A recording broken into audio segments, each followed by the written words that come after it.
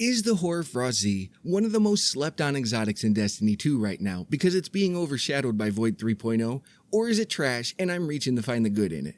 I'll let you be the judge of that one, but I'll give you a hint. This exotic can do more than just drop a barricade, with a little ingenuity. Hello you beautiful weirdos, how are you today? This is my first exotic review, so be gentle and at least make me feel pretty when you go in the comment section after watching this video. So yeah, now that I made this awkward...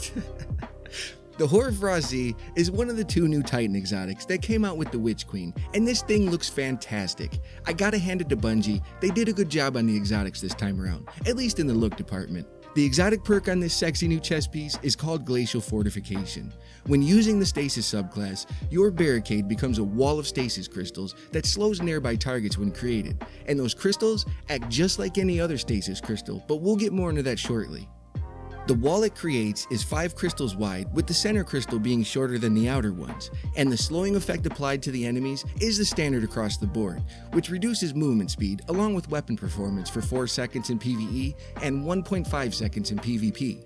How much it slows depends on how close the enemy is to the crystals when you drop the barricade, and it's based off the normal stacking system on slow effects of 100 being completely frozen.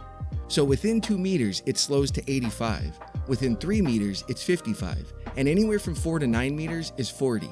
Anything above 9 meters shows the slowing debuff above the player's head, but has no actual effect for some reason. We tested this a dozen times and couldn't get a number to register at 10 meters. Standing behind the barricade will grant you and your allies increased weapon reload speed, stability, and range just like the normal barricade would. And for anybody wondering, the rally barricade gives 100 to reload speed, 30 stability, 10% more range on weapons, and minus 50 to flinch. But I did notice a few differences between the normal rally barricade and the stasis version. The normal barricade gives you the buff stats for 20 seconds, and the stasis version only gives you the buffs for 14 seconds. Also, the stasis version continues to give you the buff even if the crystals are gone. I'm not sure if this is a bug or if that's intended. This doesn't mean you can drop a stasis barricade and run around with those amped up stats. You have to stay stationary as if the barricade was still there, but I don't know anybody who'd want to stay stationary after the crystals were gone, especially in PvP.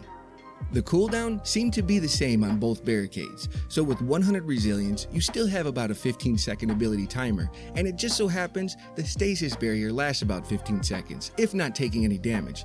But this brings up something you should be aware of. The stasis barrier cannot take the same amount of damage as the normal barricade can. It's technically stasis crystals, so they pop fairly quick in PvP.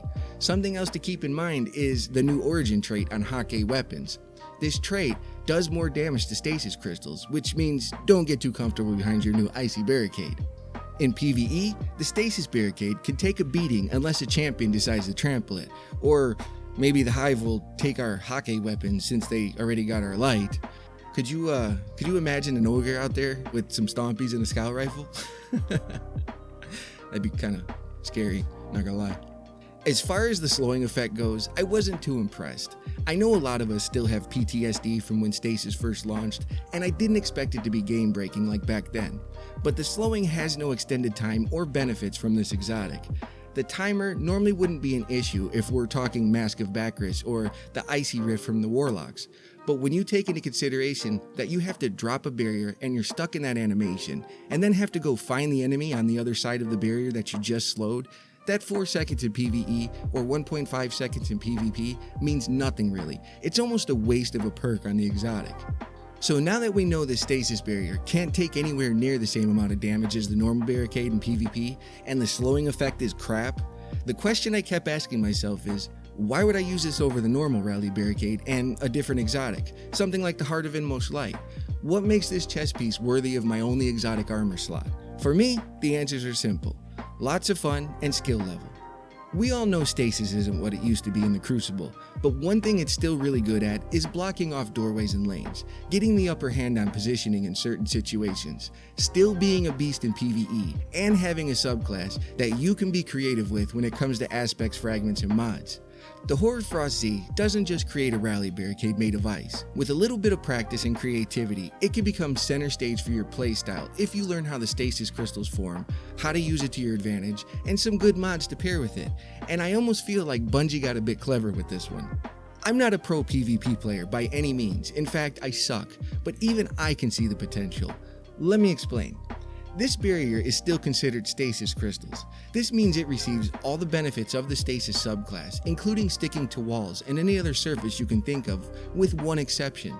The center crystal is shorter than the other 4, so if you position yourself next to a wall and drop your barricade, the crystals form in a way that creates a small window that you can shoot out of with all the benefits of the rally barricade while reducing your hitbox drastically.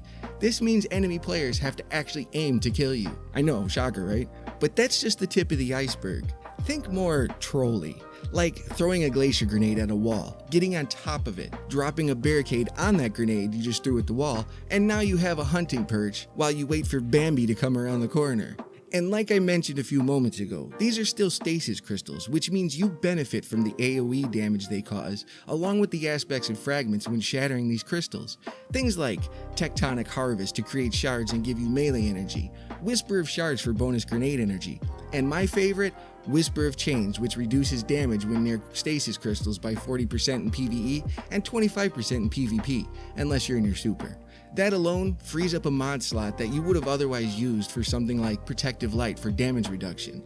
Now you just have to drop a barricade. Just standing behind it gives you a big damage reduction and amped up stats at the same time.